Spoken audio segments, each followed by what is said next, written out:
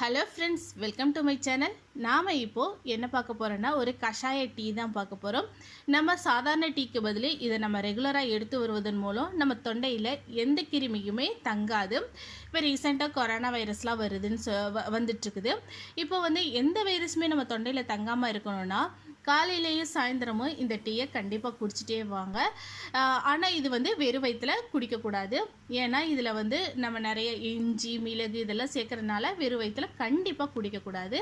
இது நீங்கள் ரெகுலராக எடுத்துகிட்டு வருவதன் மூலம் உங்கள் தொண்டை, லங்ஸு இது எல்லாமே நமக்கு சேஃபாக இருக்கும்.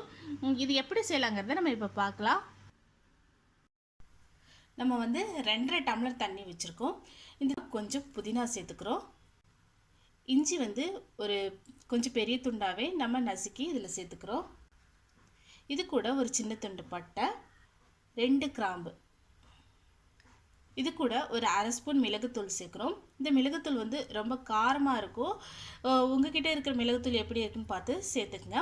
கொஞ்சம் நல்ல தூக்கலாக காரமாக இருந்தால் தான் நல்லாயிருக்கும். இது கூட கொஞ்சமாக டீத்தூள் போடுறோம், நிறையாலாம் போடக்கூடாது, ஒரு கொஞ்சம். அதே போல் ஒரு 20 எண்ணம், கொஞ்சம் ரொம்ப கம்மியாக நம்ம ஜீரகமும் சேர்க்குறோம். இந்த 2.5 டம்ளர் தண்ணி நான் வச்சுருக்கேன். இது நல்லா வற்றணும். இதில் உள்ள நம்ம போட்டிருக்க இன்க்ரீடியன்ஸில் உள்ள சாரெல்லாம் நமக்கு இறங்கினா தான் நமக்கு த்ரோட்டு சரியாகும். பாருங்கள் எந்த அளவுக்கு நல்லா நமக்கு வத்திடுச்சுன்னு. இப்போ நம்ம ஸ்டவ் ஆஃப் பண்ணிடலாம். ஸ்டவ்வை ஆஃப் பண்ணிவிட்டு இதை நம்ம வடிகட்டி எடுத்துக்கலாம். நான் கொஞ்சமாக ஹனி சேர்க்குறேன்.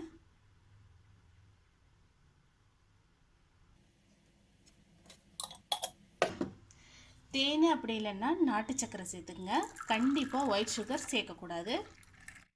பாருங்கள், நமக்கு சூப்பராக கஷாய டீ ரெடி ஆயிடுச்சு. இது ரொம்ப ரொம்ப ஆரோக்கியமானது. நம்ம தொண்டையில் எந்த இன்ஃபெக்ஷனும் வராது. இன்கேஸ் வந்தால் கூட நம்ம போட்டிருக்க எல்லா பொருளுமே நம்ம தொண்டையில் உள்ள இன்ஃபெக்ஷன் எல்லாம் அழிச்சிரும். அந்தளவுக்கு ரொம்ப ஹெவியான இன்க்ரீடியன்ஸ் தான் இதில் சேர்த்துருக்கோம். நம்ம எந்த கெமிக்கலும் கிடையாது. நம்ம வீட்டில் என்ன பொருள் இருக்கோ அதை வச்சு தான் நம்ம செஞ்சுருக்கோம். இதில் நீங்கள் லாஸ்ட்டாக எலுமிச்சப்பழம் கூட நீங்கள் பிழிஞ்சு விட்டுக்கலாம், இன்னுமே நல்லா இருக்கும். எக்காரணத்தை கொண்டும் நம்ம ஒயிட் சுகர் சேர்க்க கூடாது. இதை நீங்கள் ட்ரை பண்ணி பார்த்துட்டு ஃபீட்பேக் சொல்லுங்கள். இதை மாதிரி மேலும் நல்ல நல்ல ரெசிபிக்கு மறக்காமல் கீழே உள்ள சப்ஸ்கிரைப் பட்டனையும் பெல் சிம்பளையும் அழுத்துங்க. தேங்க்யூ.